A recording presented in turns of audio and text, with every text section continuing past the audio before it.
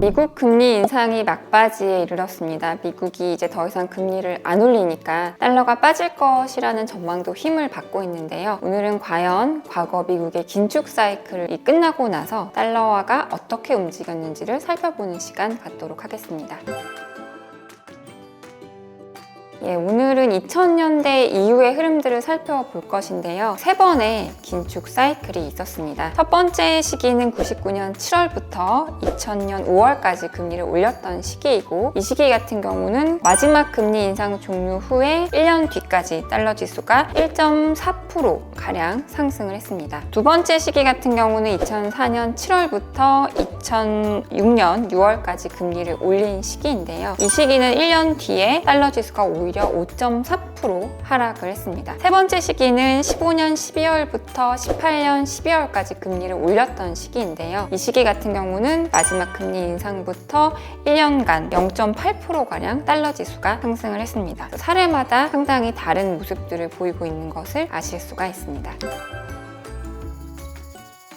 첫 번째 금리 인상 사이클이 종료가 되고 나서 1년간 달러 지수가 상승을 했습니다. 사실 각 사례마다 그 배경은 다른 이유들이 있는데요. 첫 번째 사례는 먼저 기준금리를 1.75%포인트 올렸고요. 마지막 금리 인상이 2000년 5월이었는데 2002년 2월까지도 달러 지수가 지지력을 나타냈습니다. 이렇게 된 첫 번째 이유는 전반적으로 자산 버블이 심해서 주가 하락이 상당히 오랜 기간 이어졌기 때문인데요. 보통 나스닥 버블이라고 하죠. IT 버블. 이로 인해서 나스닥 지수 같은 경우는 2002년 10월까지 계속적으로 주가가 하락을 해서 2002년 10월에서야 저점을 기록을 했습니다. 결국 주가 하락에 따른 위험 기피가 심했기 때문에 달러 지수가 힘을 받았다라고 보실 수가 있고요. 또 하나의 이유가 있는데 유로 때문입니다. 99년에 유로가 론칭이 됐는데요. 처음에 론칭되고 나서 유로가 힘을 잘 못 썼습니다. 상대적으로 유로가 약하다 보니까 달러 지수가 힘을 받는 그런 반작용도 나타났습니다.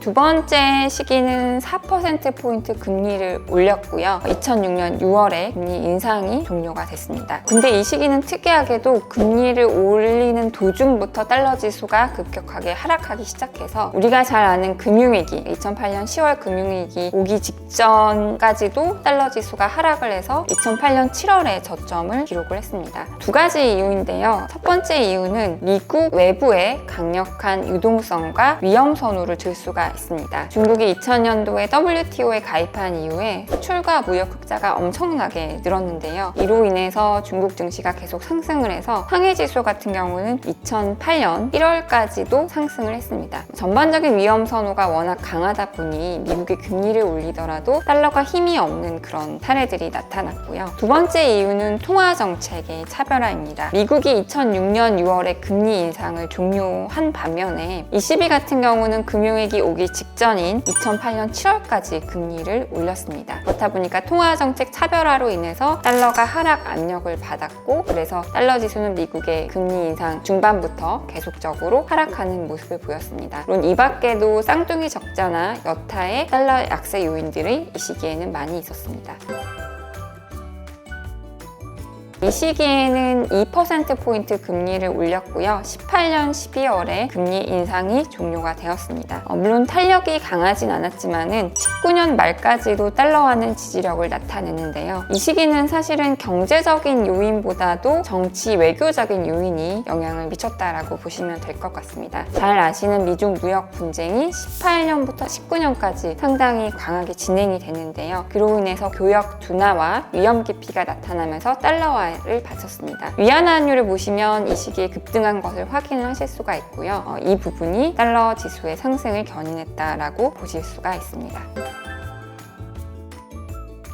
보셨다시피 사실은 미국이 금리 인상을 중단한다고 해서 무조건 달러 지수가 하락하는 것은 아닙니다. 여러 가지 요인들을 고려하셔야 될 것 같은데요. 첫 번째는 전반적인 위험 선호도가 어떠한지, 지금 같은 경우는 워낙 중국의 리오프닝과 유로존의 에너지 위기 탈피 이 이슈로 인해서 달러가 하락하고 있는데 더 위험 선호를 자극할 요인은 있는지 한번 살펴보시면 좋을 것 같고요. 두 번째는 통화정책 차별화가 있는지, 미국이 금리를 인상을 중단하고 나서 ECB가 한참 오랫동안 과연 금리를 올릴 수 있을지를 보시면 좋을 것 같고, 세 번째는 정치 외교적인 요인이 있는지를 좀 보시면 좋을 것 같은데, 미중 간의 긴장감은 계속되고 있지만 2024년에 미국의 대선이 있다 보니까 미국의 통화 정책이, 미국 금리 인상이 우리의 경제적인 환경이나 기대보다도 조금 덜 갈 수 있다라는 전망도 나오고 있습니다. 이런 정치 외교적인 요인까지도 살펴보시면 좋을 것 같습니다.